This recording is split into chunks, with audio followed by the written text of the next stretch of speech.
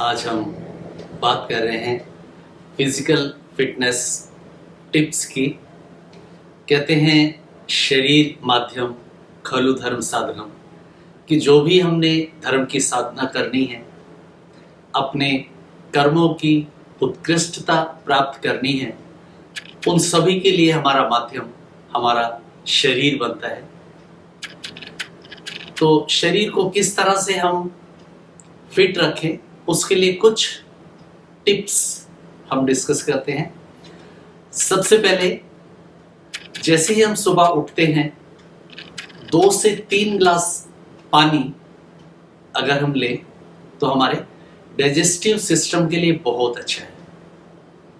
तो जैसे ही सुबह उठें, हल्का सा ल्यूक वार्म वाटर आपने 2 से 3 ग्लास पीना है, ताकि हमारा डाइजेशन अच्छा रहे। और इसके बाद जो हमारा मॉर्निंग रूटीन है, उसको हमको कैसे करना है, वर्कआउट से शुरू करना है।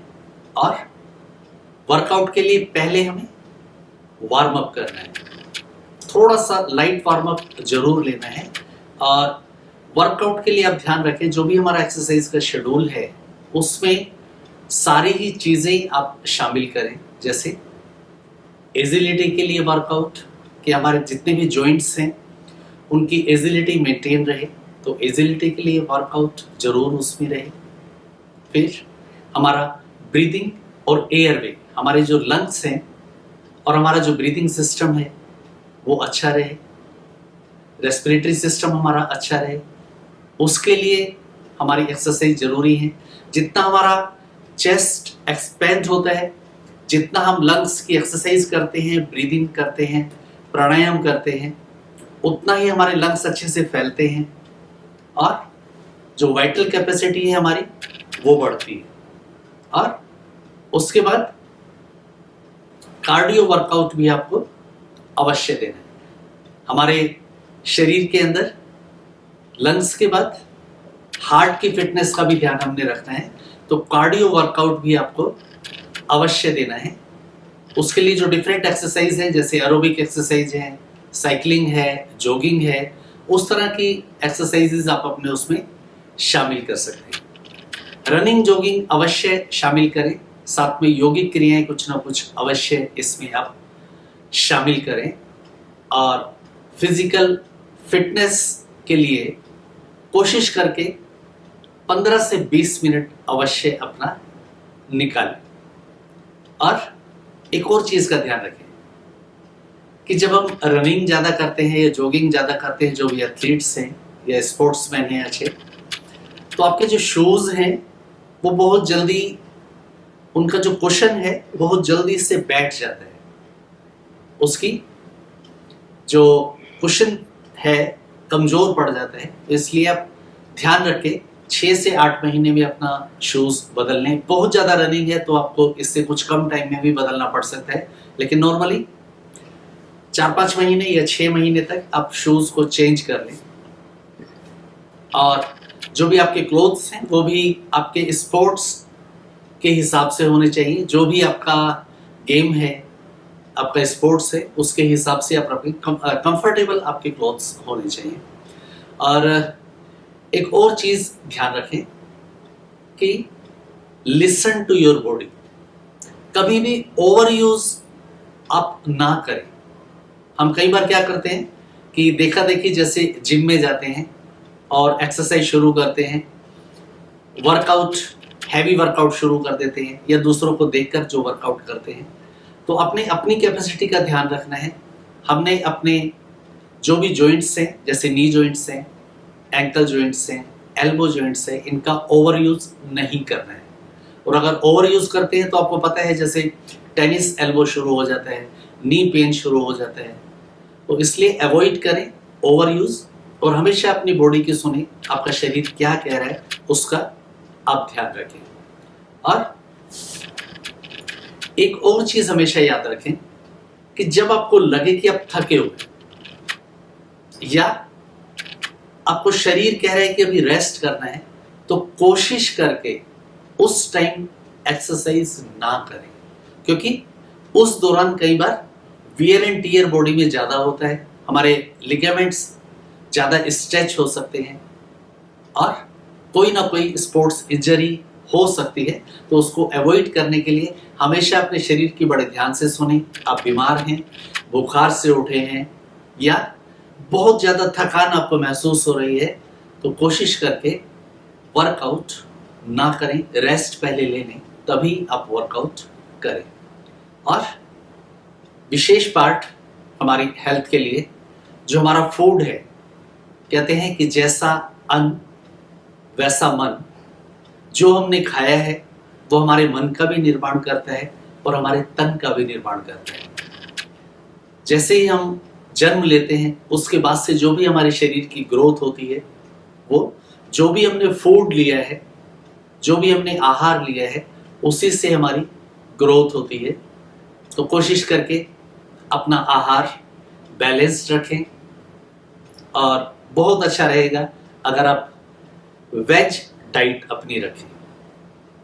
और डाइट में सारी चीज़ें जैसे कार्बोहाइड्रेट्स हैं, फैट्स हैं, विटामिन्स हैं और मिनरल्स हैं, इन सभी का समावेश करें ताकि बैलेंस डाइट बॉडी में जाए।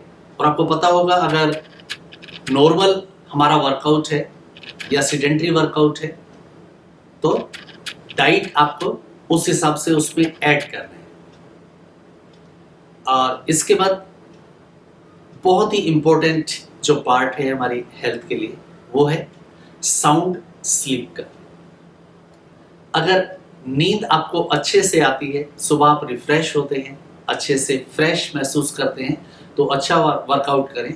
और अगर आपको लग रहा है कि उठने के बाद भी आप उतना फ्रेश नहीं हैं, तो वर्कआउट अपना हल्का कर दें, अपनी बॉडी के हिसाब से करें। क्योंकि कई बार हम सोते हैं लेकिन बॉडी हमारी पूरी तरह से रिफ्रेश नहीं हो पाती। जो रिकवरी थी हमारे एक्सर्शन की या फटीग की, वो पूरी तरह से नहीं हो पाई है। तो इसलिए साउंड स्लीप हमारी हेल्थ के लिए बहुत ही ज़रूरी है। और मैं समझता हूँ कि 5 से 6 घंटे जो भी एथलीट्स हैं, स्पोर्ट्समैन हैं, उनके लिए सफिशिएंट है। तो एटलीस्ट 5-6 घंटे की साउंड स्लीप अवश्य रखें। फिजिकल फिटनेस के लिए मोस्ट इम्पोर्टेंट, आज जो भी ड्रग्स, डोपिंग या एडिक्शन है, उससे आपने अपने आप को हर तरह से बचाना है। कोई भी छोटा सा एक एडिक्शन हमारे जीवन को पूरी तरह से बर्बाद कर सकता है, पूरी तरह से हमारे कैरियर को चौपट कर सकता है।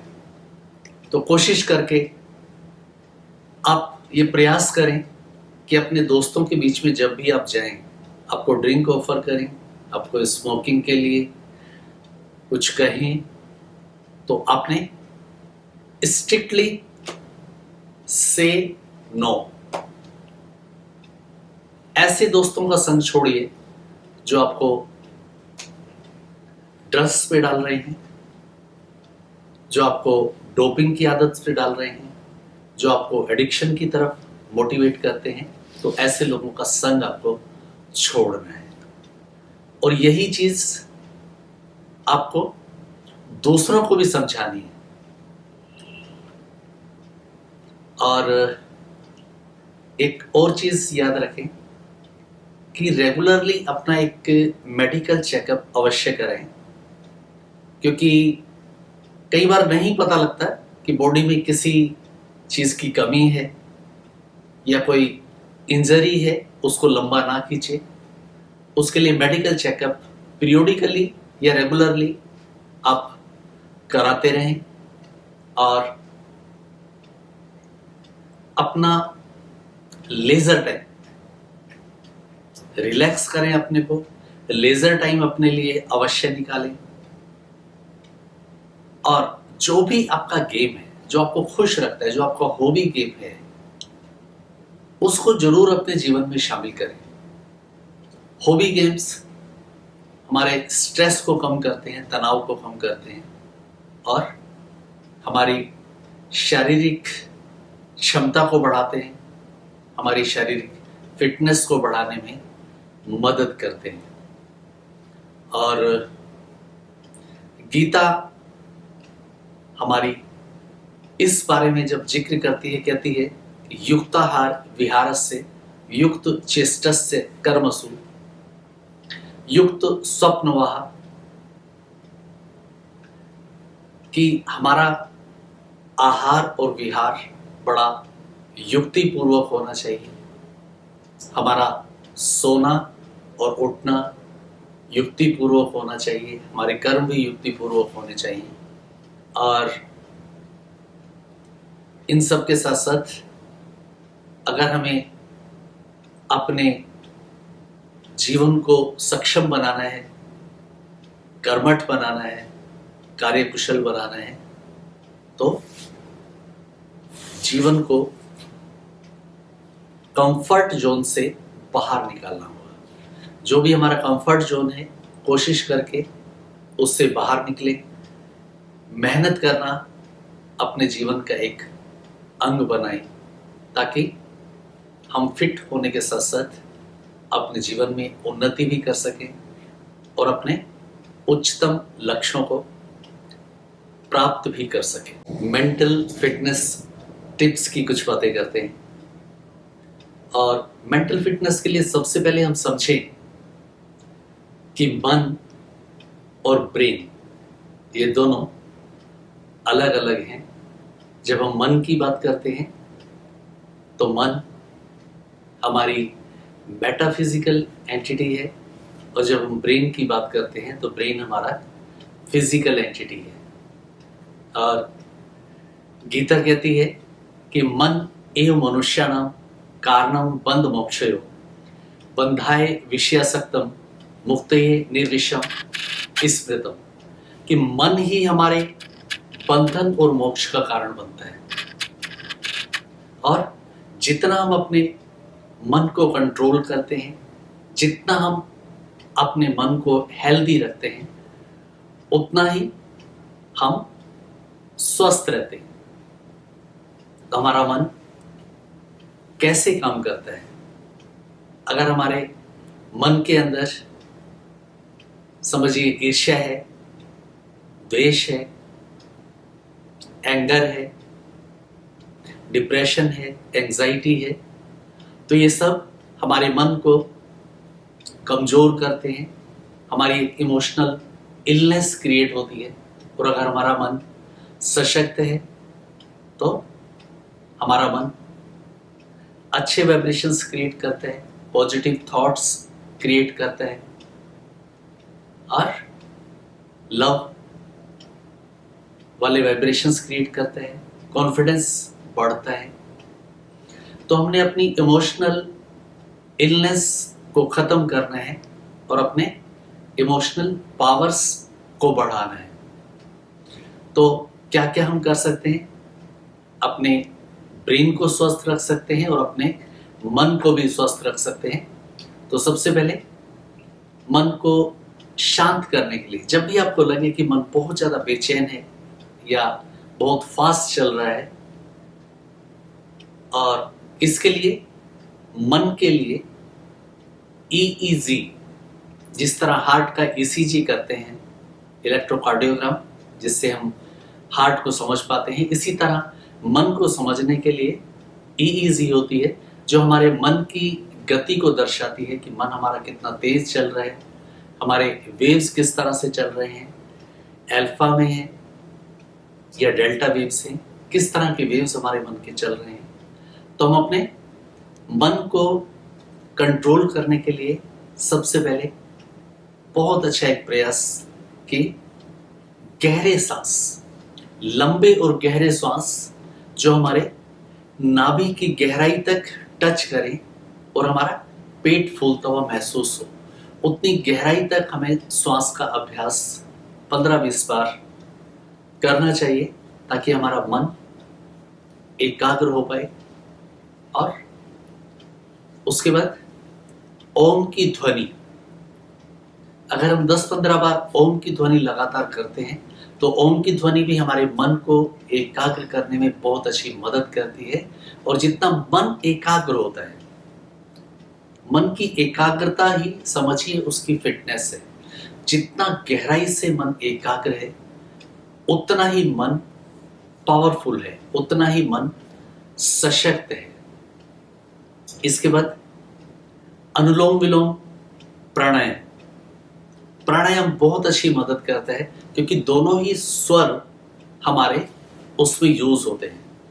अनुलोम विलोम प्राणायाम में दोनों स्वर हमारे यूज होना शुरू होते हैं, और जो कंबाइंड एनर्जी है वो हमारे ब्रेन तक जाती है, हमारे ब्रेन सेल्स को सशक्त बनाती है।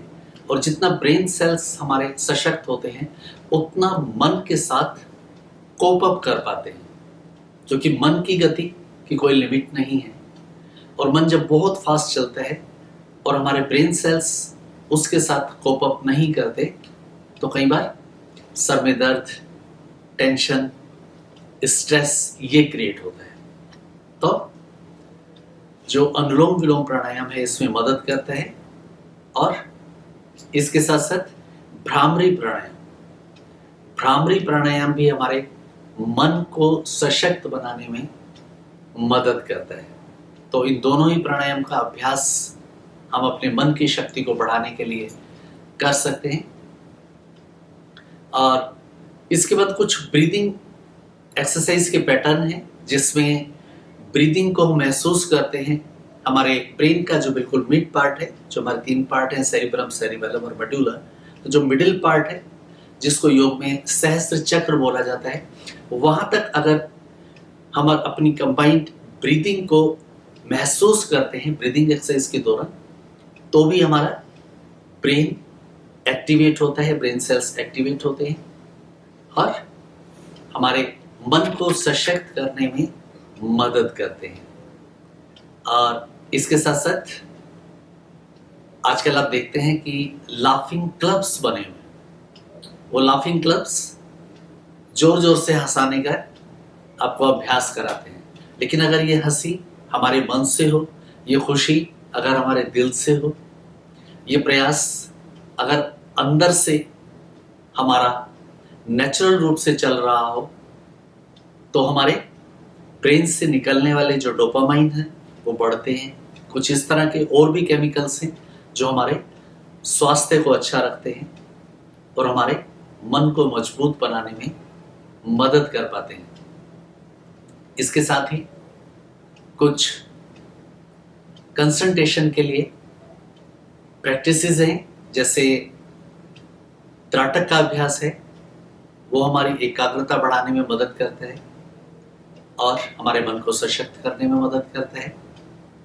इसके बाद जब लगता है कि बहुत ज़्यादा स्ट्रेस हो गया है, बहुत ज़्यादा तनाव में है मन, इमोशनली अनबैलेंस्ड है, तो कुछ टेक्निक्स हैं जो साइकोथेरेपी में यूज़ की जाती हैं, जैसे QRT है, क्विक रिलैक्सेशन टेक्निक्स है, और कुछ DRT है जो डीप रिलैक्सेशन टेक्निक्स हैं। उनका अभ्यास किया जा सकता है ताकि पूरे शरीर को रिलैक्स करें और हमारा मन एकाग्र हो पाए। और इसके साथ साथ मेडिटेशन एक बहुत ही इम्पोर्टेंट पार्ट है मन को सशक्त करने के लिए, क्योंकि जैसे जैसे मन एकाग्र होता है वैसे वैसे ही हम मेडिटेशन इजी कर पाते हैं और लंबे टाइम तक कर पाते हैं। अगर हमारा मन एकाग्र नहीं है तो मेडिटेशन अच्छे से नहीं हो पाएगा, और जो मेडिटेशन का इफेक्ट हमारे शरीर को मिलना चाहिए, हमारे मन को मिलना चाहिए, वो नहीं मिल पाता। इसलिए मेडिटेशन को अपने जीवन का एक हिस्सा बनाएं। विभिन्न प्रकार के योग जो भी प्रचलित हैं, उन सब का प्रयोग करके अपने मन पर देख सकते हैं और आप पाएंगे कि जो राजयोग है, जो राजयोग मेडिटेशन है, ये सबसे ज़्यादा इफेक्टिव है। हमारे मन को बहुत अच्छे से पावरफुल बनाता है, सशक्त करता है, और इसका अभ्यास डेली आप मॉर्निंग में जैसे ही उठते हैं तो इसका अभ्यास रेगुलर करें। सुबह उठते ही पहला संकल्प कि मैं एक पावरफुल सोल हूँ और मेरा मन बहुत सशक्त है और जो भी मुझे जीवन में करना है, जो भी मेरा लक्ष्य है, उस लक्ष्य को मुझे प्राप्त करना है।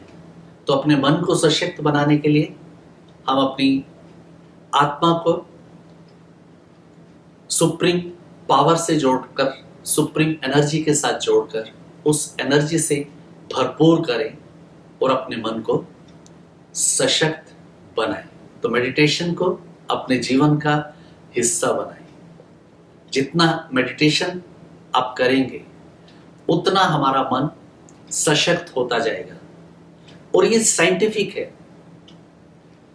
ऐसे बहुत से योगी हैं जिन्होंने अपने मन को बहुत सारी क्रियाकलापों के दौरान डेल्टा वेव्स में स्थित रखा है।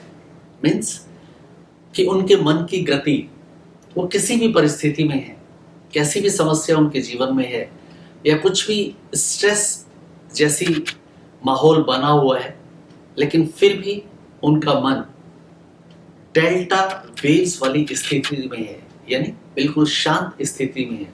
और उस स्थिति में ही हमारा मन अच्छे डिसीजंस दे पाता है और अच्छे कार्य कर पाता है। क्योंकि कहते हैं ना कि योगा कर्मसु कौशलम, कि कर्मों की कुशलता ही योग है। तो वो कहाँ से आती है?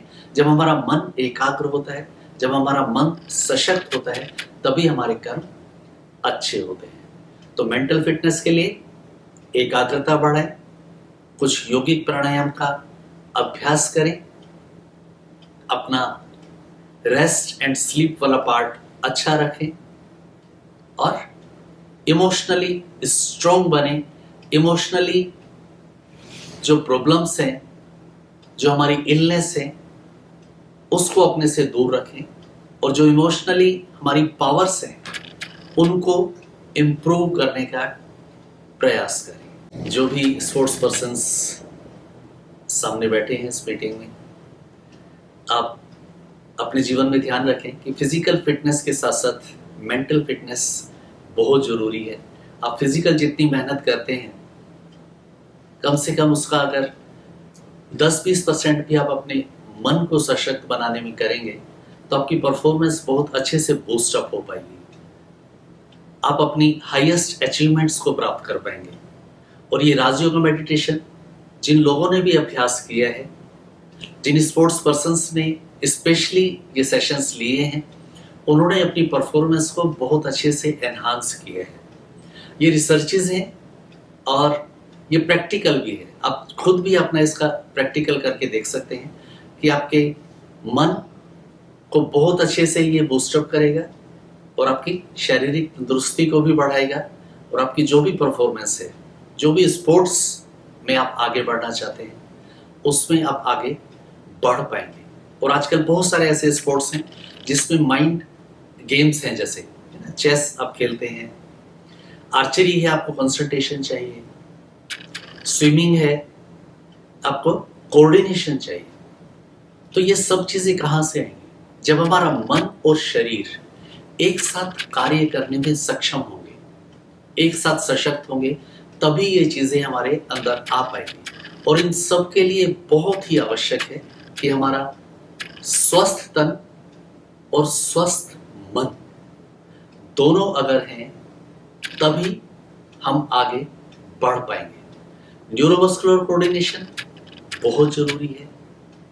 शरीर को फिट रखने के लिए मन का फिट होना बहुत जरूरी है। समझिए, आप रेसलिंग करते हैं और आप अपनी एनर्जी को समझिए कि आपका गुस्सा है, उसको चैनलाइज नहीं कर पा रहे हैं, अपने इमोशंस को चैनलाइज नहीं कर पा रहे हैं, तो वो एनर्जी आपकी वेस्ट में जाती है और कई बार आप गलत दाव खेल जाते हैं या आपकी स्किल उतनी परफेक्शन से नहीं हो पाती जितना परफेक्शन आप अपनी प्रैक्टिस के दौरान शो कर रहे थे।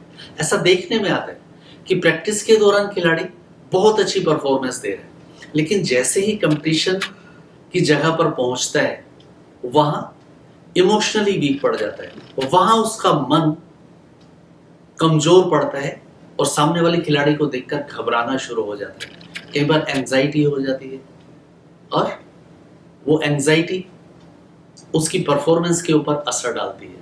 इसलिए जितना हमारा मन सशक्त है, जितना मेडिटेशन का अभ्यास आपने किया है, जितना राजयोग मेडिटेशन का अभ्यास आपने किया है, उतना आपका शरीर तो स्वस्थ बन ही रहा है, शरीर के साथ साथ आपका मन भी स्वस्थ बनेगा और आप जीवन में जो भी आपने अचीवमेंट्स लिए हैं, नेशनल खेलना है, इंटरनेशनल खेलना है, ओलंपिक खेलना है, जो भी आपने अपने जीवन के गोल सेट किए हैं उनको आसानी से आप प्राप्त कर पाएंगे। तो आप इसी तरह से स्वस्थ रहें, आपका मन भी स्वस्थ रहे और मेडिटेशन और राजयोग के द्वारा अपने जीवन में आगे बढ़ें और अपने लक्ष्य को प्राप्त करें। ओम शांति।